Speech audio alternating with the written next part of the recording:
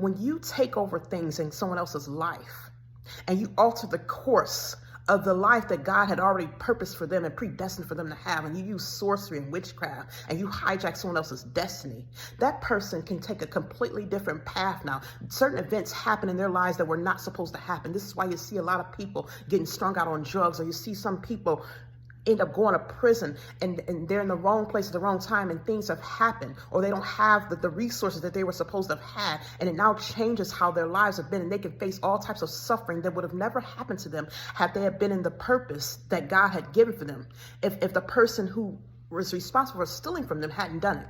And so when you take someone else's life, instead of holding on to the life God has for you and going to him, you selfishly impact someone else's life. And you are now causing this domino effect where so many lives have been affected and destroyed. God had a lot for me to do with my destiny.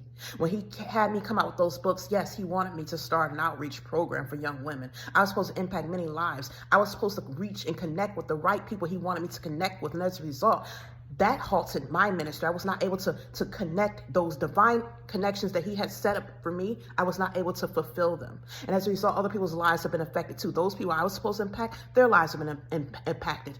Our lives have changed drastically because of one selfish person who wanted to steal something from another human being instead of taking hold of what God had for them. And this is why I speak out about this, because too many people, they live in a selfish, self-centered mode where they're all about them. It's a dog-eat-dog world. They're going to get what they want, and if they don't have it, they're going to take from whoever, and they don't care who they hurt. It's like they don't care whose lives they affect. They don't want to be poor and in bondage, so they're going to go steal from someone else. It's okay for that person who they're stealing from to suffer and not have anything, as long as they take care of themselves and their families.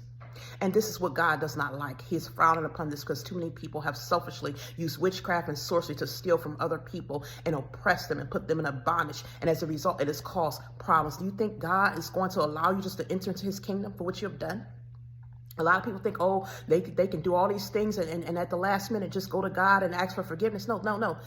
A lot of people will not be making it to heaven because God will harden your heart if he has to. Because, see, you were supposed to make penance for the wrong you've done. When God was coming to you, when he showed you that person you wronged and they first confronted you or it was first exposed, you were supposed to repent to God and make amends to that person. But you, with your heart and heart, you want to lie and keep up facades and hide the truth and continue to, with your pride, continue to put up all these fences and veils and hide and cover up everything and pretend that it didn't happen and make excuses when God was showing you that person you wronged. And he was trying to give you a chance at that moment and you didn't do anything about it.